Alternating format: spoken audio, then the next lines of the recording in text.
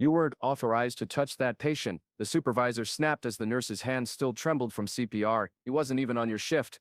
But she was the only one who acted. The next morning, a high-ranking officer entered the ICU, carrying a folded American flag, and a question that brought the entire hospital to silence. Ever seen someone punished for doing the right thing? Type 1, if you have. Welcome to QH. Let's uncover what really happened. It began as an ordinary Tuesday morning at St. Mary's Hospital. Nina Walker, a 30-year-old nurse with 6 years of experience, was known for her meticulous adherence to protocol, but also for her unwavering belief that patients always came before paperwork. Nina noticed the slight tremble in his hands as orderlies wheeled in the new transfer patient. Edward Langston, 78, wore a faded veteran's cap that had seen better days. A small oxygen tube ran beneath his nose, and his weathered face carried deep lines of a life fully lived. The medical chart indicated he'd been transferred for specialized cardiac care after a series of concerning episodes. As Nina passed by, clipboard in hand, reviewing another patient's medication schedule, she heard it. The distinctive alarm of a heart monitor flatlining. She turned to see Leonard's body go rigid. The orderlies froze, uncertain. In that moment, no doctors were present in the hallway. Without hesitation, Nina dropped her clipboard. The sound of plastic hitting linoleum echoed through the suddenly silent corridor. She rushed to Leonard's side, lowering the stretcher guardrail. "Code Blue," she shouted, her voice steady despite the adrenaline flooding her system. "Get a crash cart." Her hands found their position on Leonard's chest, interlaced fingers, arms straight, shoulders aligned. She began compressions with mechanical precision. 1, 2, 3, 4. She counted silently, maintaining the rhythm that might keep this stranger alive. Sweat beaded on her forehead as she reached 90 seconds. Her arms burned. Still no response. "Come on," she whispered. "Fight." After nearly 2 minutes, which felt like an eternity, Leonard's chest suddenly heaved on its own. A weak but definite pulse returned.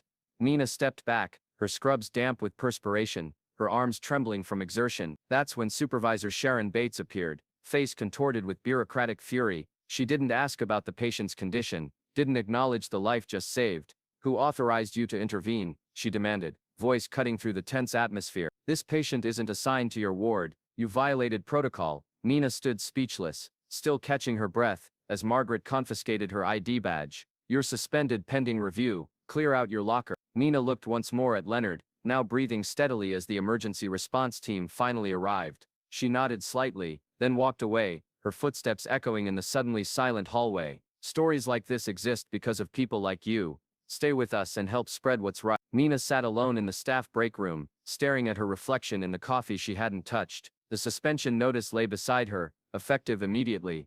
The hospital administration had called an emergency review meeting in an hour. The authorized medical intervention outside her assigned responsibilities. Through the glass walls, she could see her colleagues casting sympathetic glances, but most averted their eyes. Hospital politics. Nobody wanted to be next. Her phone buzzed, a text from Nurse Delaney. "You did the right thing, but they're scared of liability. Don't expect support from management." Nina slipped her phone back into her pocket. 6 years of spotless performance reviews, countless lives touched, and now her career hung in the balance, because she had refused to watch a man die. The meeting room felt unnecessarily cold when Nina entered. 5 faces looked up: Chief Administrator of Nursing, Hospital Administrator, Legal Counsel, HR Representative, and of course Supervisor Bates. No allies. "Ms. Walker," Administrator began, shuffling papers importantly. "You understand why we're here?" Yeah. "Your actions this morning represent a serious breach of hospital protocol. I performed CPR on a patient in cardiac arrest." Nina replied, her voice quiet but unwavering. "There were no doctors present. The transport staff were not trained in advanced life support." "That wasn't your determination to make," Walters interjected. "He wasn't your assigned patient. There's a chain of command." "If I had waited for proper authorization," Nina interrupted, meeting the supervisor's gaze directly, "Mr. Langston would be dead right now." "Is that the outcome you would have preferred?" Yeah.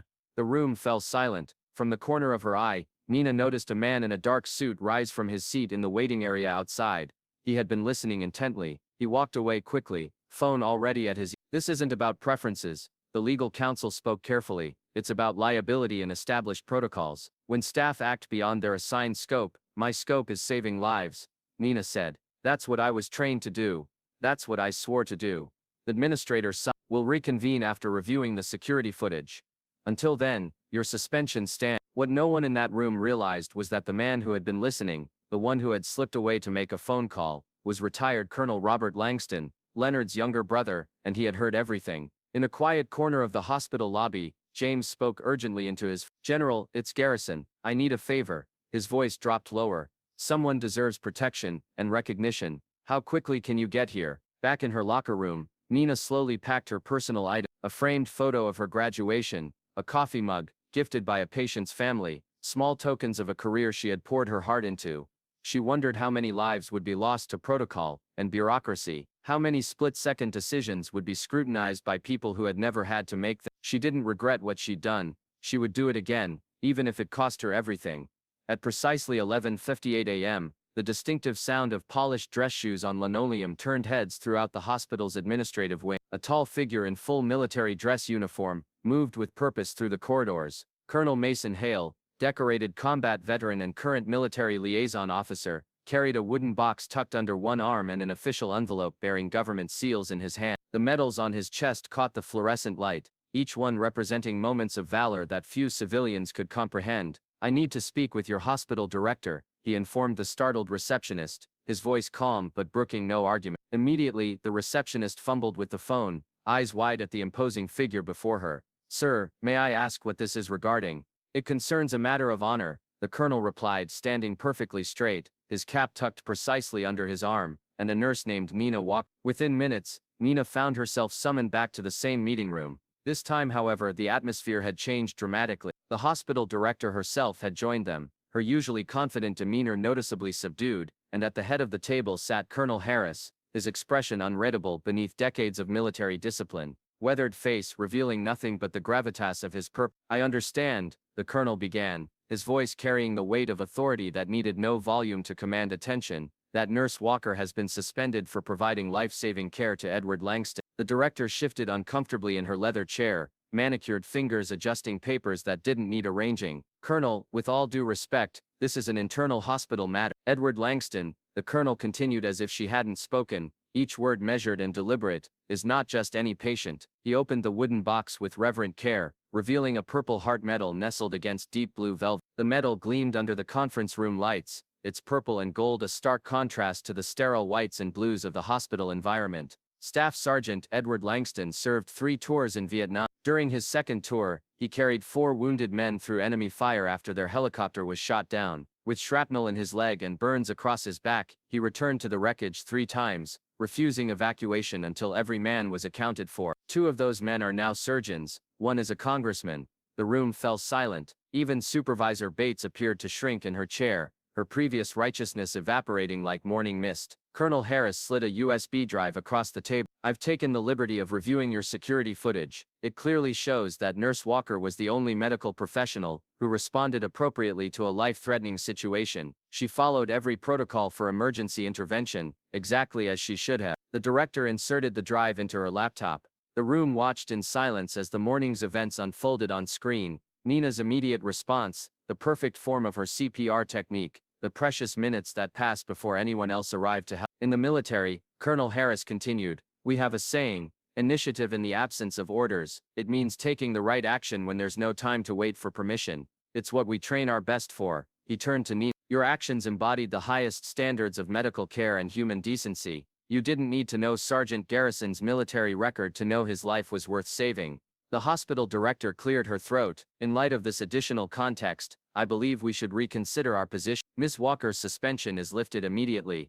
That's not enough, Colonel Harris said firmly. This woman deserves recognition, not apology. She exemplifies everything your hospital should stand for. The director nodded slowly. You're right, and we will address our emergency response protocols to ensure this situation doesn't repeat itself. Supervisor Walter stared at her folded hands, unable to meet anyone's eyes. Sometimes, Colonel Harris said, rising to his feet, the bravest thing isn't running into combat. Sometimes it's standing up to the people who should be on your side. He extended his hand to Nina. On behalf of the armed forces and the Garrison family, I thank you. As Nina shook his hand, she noticed something she hadn't before. The colonel wore a medical service pin on his uniform. He had once been one of them. You don't owe me an apology, Colonel Harris told the hospital staff, as he prepared to leave. You owe her your gratitude. Some people don't need authority, just the instinct to save lives. Subscribe to never miss stories about those who dare to do what's right. 3 days later, Nina stood beside Edward Langston's bed in the ICU. His eyes fluttered open,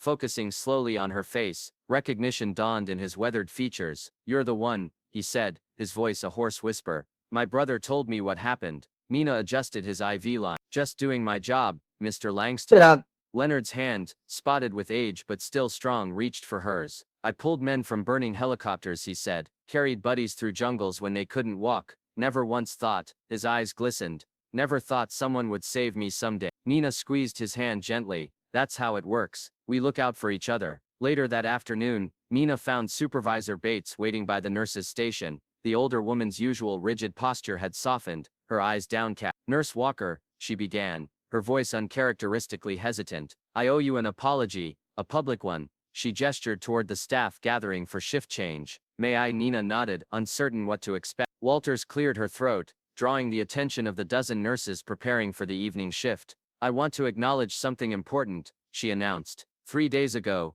Nurse Walker made a decision that saved a life. I responded by punishing her for it." Her voice wavered slightly. "I was wrong and I am sorry." To Nina's astonishment, the head nurse continued, "From today forward, we're implementing a new emergency response protocol." The Nina code read, "Authorizing any qualified nurse to initiate emergency procedures when a doctor isn't immediately available." One by one, the nurses rose to their feet. The applause started slowly, then built until it filled the room. Nina felt her cheeks flush with unexpected emotion. Dr. Linton, the hospital's chief of medicine, appeared in the doorway. "Nurse Walker," he called out above the applause, "the director would like to see you." In the director's office, Nina was surprised to find both Colonel Harris and Robert Langston waiting alongside hospital leadership. "We've been reviewing our emergency response protocols," the director explained, "and we've realized they're inadequate. Too focused on hierarchies, not enough on patient outcomes." She handed Nina a folder. "We'd like you to head a committee to revise them. With your experience and moral clarity, you're the right person to lead this change." As Nina left the office, her reinstated ID badge clipped securely to her scrubs, she paused to look through the ICU window. Leonard sat propped up in bed, his brother James beside him, both men laughing at some shared memory. She thought about the fine line between rules and purpose, about how systems designed to protect and sometimes do the opposite, and about the courage it takes to distinguish between them. When Nina entered the ICU for her evening rounds, the usual bustle of activity briefly paused, but this time, the eyes that turned toward her held something new, not scrutiny or judgment, but respect. She nodded briefly, then turned to her patients. After all, they were why she was here. Some things hadn't changed. There are people trained to save lives, but not everyone has the courage to act when no one gives permission. Nina didn't wait. Because of that, a life was preserved, a policy was rewritten, and the community learned what truly mattered. What Nina had done wasn't just brave, it was a return to the core of what it means to be human, to act without waiting, to risk without applause, to choose compassion over compliance. And in doing so, she didn't just resuscitate a veteran, she restored trust in the power of personal courage. In a world often paralyzed by protocols and permissions, it's easy to forget why those systems were created in the first place. They exist to save lives, not to prevent heroes from emerging. The hospital's new Nina Code Red protocol wasn't just about changing rules, it was about remembering the human heartbeat behind every regulation. Edward Langston spent decades believing he was the one who saved others. It took Nina Walker to show him that courage flows in all directions, that sometimes the battlefield is a hospital corridor, and sometimes the enemy isn't foreign, it's our own fear of stepping outside the line. Perhaps the most profound victory wasn't the one Nina won against hospital bureaucracy, it was the victory she won for every patient who would come after, those whose lives would now be saved because someone dared to rewrite the rules of permission when lives hung in the balance. Sometimes the most heroic acts aren't performed on battlefields, but in hospital corridors. Sometimes the bravest decisions aren't the ones that follow the rules, but the ones that remember why the rules exist in the first place. Have you ever witnessed someone criticized for doing what was right? Share your story below. Subscribe to QH Incredible Stories, where righteous actions are always told and honored the way they deserve.